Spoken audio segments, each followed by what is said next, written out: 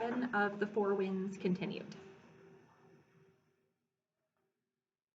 Meg paced the hall every hour, always on patrol, and Wob spent a long time in Minerva's room getting her washed up and ready for bed. Minerva was beside herself with joy. She would have spent the longest in a real bedroom before the hunt began, way more than any of us. I heard her speak in full, lovely sentences from my room across the hall. "Where's my nightie?" she asked. "You don't have a nightie, Minerva, but look, you can change into your summer dress to sleep tonight." "I need to boil some tea there. We should have some tea." "We can't have a fire tonight, Min. How about let's split one of those waters before bed?" "Make sure you close the curtains again, you. If you sleep in that moonlight, you'll wake up blind." "Okay, there, they're all shut." "No, no, don't put out those candles yet. Bring the girls in. I want to tell yous about the rougarou tonight." I caught my breath. An old-timey story. I heard Wab come into the hallway and whistle a two-note tune, then Riri and Rose shuffled in. I stayed in my room until they were settled, then crept into the hall and settled by the open door.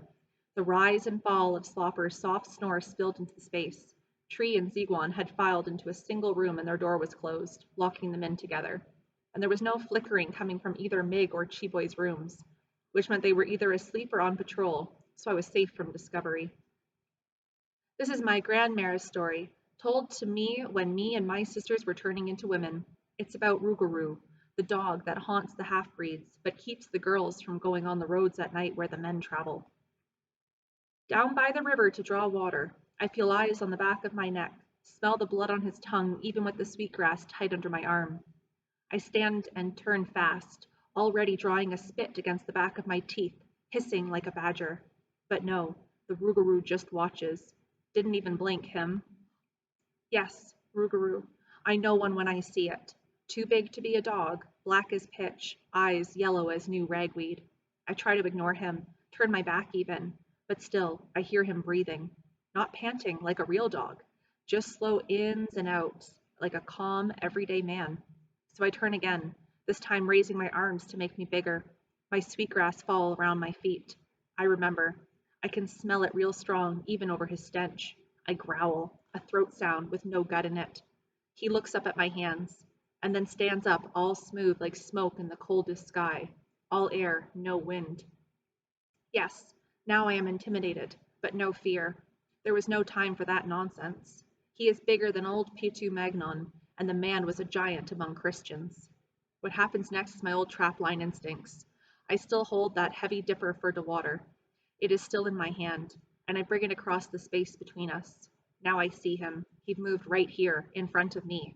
That old dipper, my mother carved that from the birch we stripped out back and gave it to me when Pierre died. She said it was heavy enough to chase off hungry men. But a widow in this settlement has no need. Up till now, it has only been used for water, till now, when it became the rougarou beating stick. That dipper lands straight on the tender beast's nose. Oh mon Dieu! The noise, the terrible crack, like a buffalo gun, then nothing. I see the thing looking straight at me, and then a gash opens up all slow and oozing on the top of its snout. And as the good Lord is my witness, when that first drop of blood lands on its thick chest, he changes. More terrible cracks and tears. I watch bones moving under his skin. The fur comes off in clumps, and all the while his insides are moving his outsides like fish spawning in the shallows. Oh, it's a sickening. Reminds me of lying in childbed. At the end of it, his limbs are too long, but human, and there he stands, a tall, naked man, and he has that hunger there. I see it the same way I see it in the men sometimes. Okay, Minerva, it's getting late. Wob, sensing a dark turn in the tale, tried to cut her off. I need to get Riri into bed now. Ah, Wob, I want to hear the story about the dog some more. Riri sounded tired, even through her protest. I heard feet hit the ground as she made to stand from the bed and marched out the door. I crouched to the side as they passed. After a minute, Minerva picked up the tale again, speaking in the heavily accented voice of her grandmother. It starts with that violence and ends with that singing in my guts, another kind of violence. He comes as beast, and I make him bleed. It started with that dipper, then it was a switch cut from that same birch, then I grew tired of tools.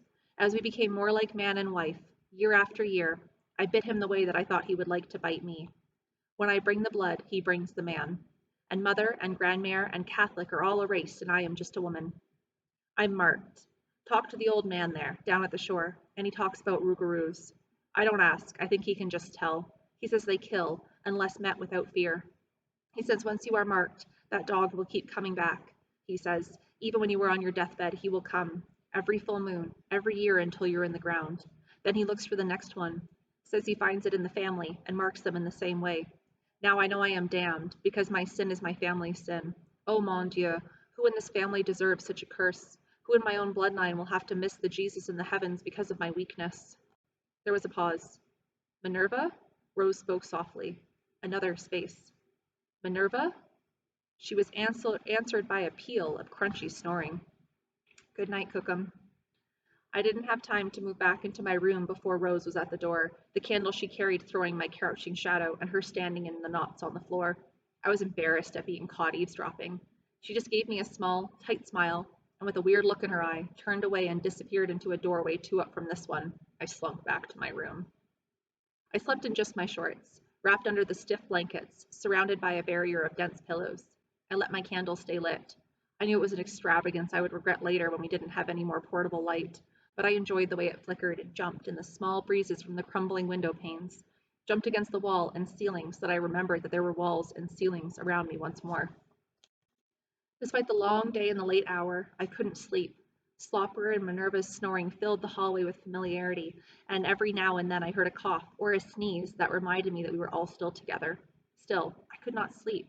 Instead, I stared at the small shadows and big emptiness of the starless ceiling. There was a creak and a click, and my door was shut. I pulled myself up quick onto my elbows, eyes adjusting to reach into the dark. When she almost got to the other side of the wide bed and into the circle of the candle's glow, I saw that it was Rose, and I stopped breathing. She was wearing a gray t-shirt that fell midway down her lean thighs. Her braid was undone, and her hair hung in black waves.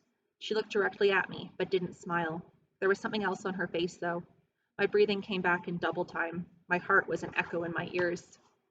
She climbed onto the bed, and I moved to give her a bit of space. Still looking at me, she lifted the covers and slid under beside me. I felt the complete length of her then, like a warm sliver under my ribs. It was the best thing I'd ever felt. It made me brave, and I adjusted my arms so that it was like a pillow under her head, so that her soft hair could cover it like a web. Then she began talking. Everyone in my family is short, every last one of us. When I was younger and we still had the house, my mother would pull up old photos of her people. Not the printed up kind from computers, but the shiny kind on real film papers. Every one of her relatives was tiny. Even when they were fat, their height made them compact. My mom barely cleared 5 feet. My dad, well, he came from a less challenged lineage. He was from the islands, and his people were pretty damn tall. He stood around 5'10". Me, I was 8 pounds when I was born, and my mother never forgave me for it. My mother said her family came from the White River Reserve before it was amalgamated into the wider Kenora Band and then moved. She met my dad there when they brought over the last few families from Grassy Narrows. He was a student from the University of Winnipeg, studying our plants and their medicines. My parents were taken together, right at the beginning of the experiments, before people knew they had to run like the devil himself was pissing on their heels. They didn't care he was half black, and his kind of Indian was the kind from the war motions. Guess they were less picky when it came to brown. I was only 5 when they left me with my granny, so we played a lot of euchre. She sent me out with my great uncles when they decided to hit the bush. She was too slow, she said, to come with us. So we left her in her little house on the old reserve land she refused to leave, with a dozen jugs of clean water and a pantry half full of cans. She said that was plenty, that any more would be wasted.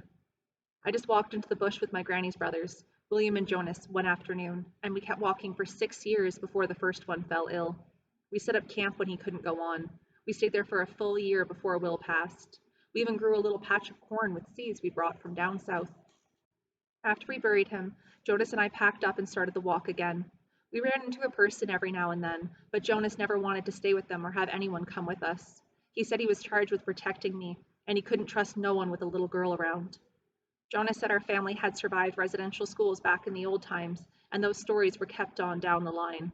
He wouldn't tell me much. He barely spoke now that Will was in the ground, but he did tell me to trust no one, and to always make sure the camp was clear before I bedded down at night.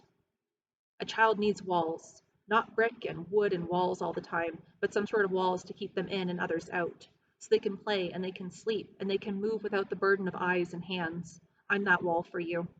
When I'm gone, you make your own walls with this, Jonas told me, and he held out Will's hunting rifle to me. I learned to hunt small with wires and bigger with that gun. Jonas and I, we walked for hours and days and months together. We didn't really talk. He showed me things, though. You're a woman now, he told me a few years ago, right after I turned 13. That's what you follow now. He pointed to the full, silver moon with two bent fingers. That's your granny. About 8 months ago, Jonas didn't wake up. I dug the hole while he was still breathing, because I wasn't sure if I'd have the guts to do anything once he was gone, once it was just me. Thought about turning around, heading back to my granny, but I knew there was no turning around.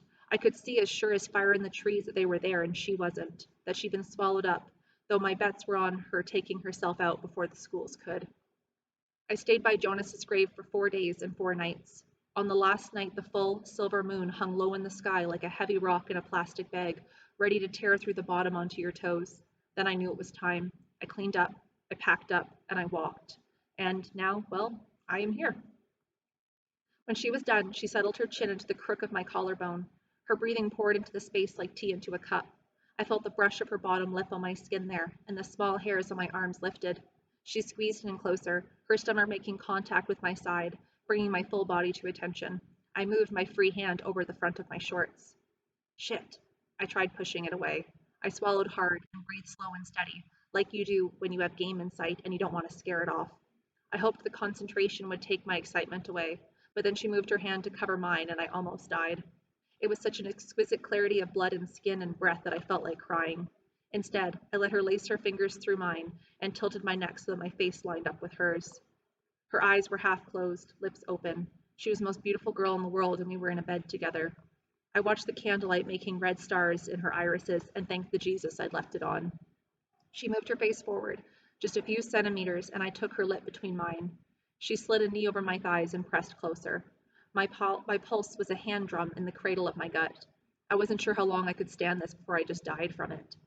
She pressed down on the front of my shorts with both of our hands, and I couldn't have seen straight if my eyes had been open. French, can I sleep with you guys? We jumped, neither of us having heard the door open. Riri stood at the foot of the bed, rubbing her eyes with a fist. Holy shit, Ree! I sat bolt up, throwing Rose off to the side. Holy hell, I didn't hear you come in. She just stood there, I guess with no precedent to go by. She wouldn't really understand the concept of knocking. I sighed. It was Rose who threw back the covers and invited her in, pushing me further to the edge of the bed with a hip. Come here, babe. Get in. It's cold out there. She scrambled up the bed and jumped in beside Rose, pulling the older girl's arms over her like a comforter. I tried to curl myself around Rose's back, but the intimacy was further broken by Riri's feet thrown backwards over Rose's knees so that they jabbed into my legs like rounded icicles. Still, I was making the best of it, enjoying the smell of Rose's hair across the pillow, pushing my sore groin into her backside a bit, when Slopper appeared behind me. Move over, French. I can't sleep. Christ, what's wrong with everyone? I heard you snoring a minute ago. He just shrugged his heavy shoulders and pushed his way in behind me, and that was that. I woke up when Minerva started coughing. The sound was deafening as she was sitting in one of those tufted chairs in front of the fireplace in my room. I jumped when I saw her there. How long has she been sitting in my room? She waved to me when I lifted my head. I tried to wave back, but couldn't lift my arm. In fact, my head was the only thing I could move. Slopper drooled on the pillow beside me, and Rose was stretched out, her head back on my arm, on the other side. Beside her was Riri, arms thrown out wide like she was making a great leap in her dreams. Our feet were trapped under a weight on top of the blankets that turned out to be Tree and Ziguan, lying perpendicular on top of the comforter. I slid my arm out from under Rose in an almost painful separation and climbed over Slopper, almost stepping on Chiboy, who was stretched out beside the bed, a discarded pillow under his head. Beside him was Wob. There were a few inches between them. Their breathing was matched, an even greater intimacy than touch. So we were all here, crammed into one room, all of us besides Meg. Morning, French. I see we ended up having a slumber party last night. Spoke too soon. There he was, stretching out his arms above his head while he leaned against the wall to the right of the closed door, his legs crossed in front of him. I gave him a half smile and combed my hair with my fingers, smoothing it back and down, sitting on the edge of my full bed. How the hell did everyone end up in here? I tried to remember. The memory of Rose punched me in the gut, and I stepped over Chiboy and Wab to the adjoining bathroom and emptied my bladder and catch my breath. Of course, there was no running water, so I pissed down the sink and examined my face in the foggy mirror above it.